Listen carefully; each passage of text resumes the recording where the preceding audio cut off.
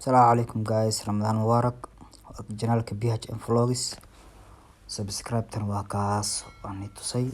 insha Allah wajibkiina guta maanta janaalkan waxaan kaga hadli doonaa 5 reasons to fail job interview shan waxyaabood oo macnaha shan sababood aad wareys interview shaqo ku weey kartid shantaas waxyaalaha kala dhigi doonaa vlogii hore vlog 8 waxaan kaga hadalnay career vloggeena shan qabood aad ku heli kartid 5 tips oo ku caawinayo maxaa la inaad shaqo heshid kana waa 5 tips oo shaqo la'aan ku guridi karo oo interview ku guul dareysan kartid hadaa shantan waxay wad iska ilaalisid waxa rajaynayaa inaad shaqada aad rabtid heli doontid waxa waaye career vloggen mar walba waxaan diirada ku saarnaa qofka mustaqbalkiisa meesha ku wajahan yahay waxyaabaha kaga badbaadi karo trapka mise maxaa la waxyaabaha aqoonta u leh inuu fahansanayna u noorina BHM Vlogs ku xirnaaw waxa waaye waana mustaqbalka waa ku guuleysan doontaa aan ugu horeyn lambarka ugu horeeya aan hordhaco waa bad manners number 1 waaye waa anshax xun misdabeecada xun waxay kugu hogaamiyaan number 1 ah waxay kugu hogaamiyaan inaad shaqo helin sida markaad job interview marka leedahay oo aad shaqo macnaha wareysi oo interviewgiisa u socoto wareysigiisa inaad hesho aad rajaynaysid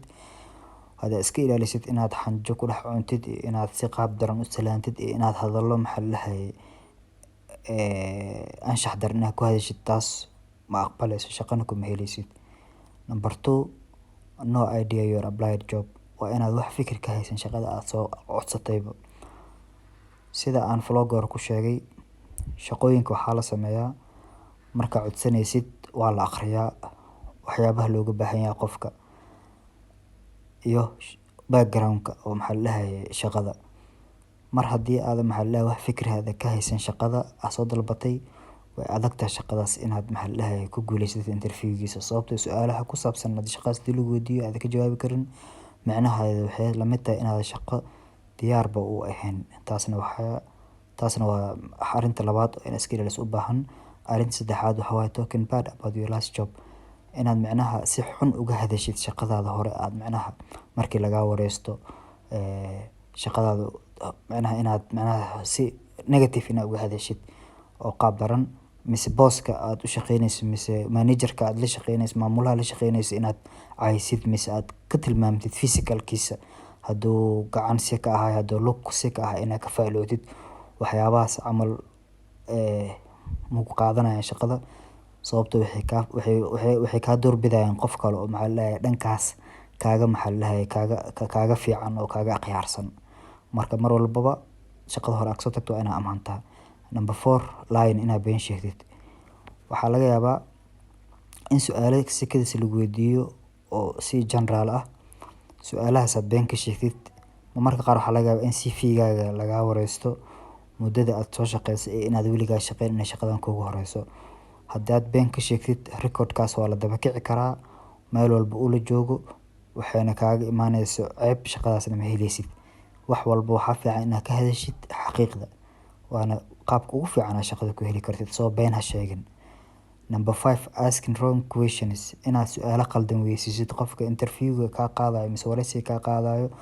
taasna waa mid shanaad oo maxaa la ugu xun aad ku heli karin shaqo weligaaga su'aasha aad weydiinaysa ahaato su'aal toosan taasana macnaha ku toosi kartaa inaad shaqada heshid waxaan aaminsanahay shantan aan soo sheegay oo mid ugu horeyso ugu xun tahay hadaa iska ilaalisid inaad helaysid shaqadii aad soo doonatay so always waa inaad ka taxdirtaa aad iska ilaalisaa waxyaabahaas career vloggen waxa kaga hadalnaa kii sagaalaad ah shanta 5 reasons to fail job interview shan waxyaabood aad macnaha interviewga shaqada aad u rabtid aad ku laacdid iska ilaali noqo qof walba ka taxadiro qof dabeecadiis toosan qof aan been sheegin qof su'aalo qaldan aan qofka weydiinin qof shaqadiisa hore cayninin waa muhiimad waa shantaas waana heli doontaa shaqadaada mustaqbal fiican ku rajaynayna igu xirnaaw waa BHM Vlog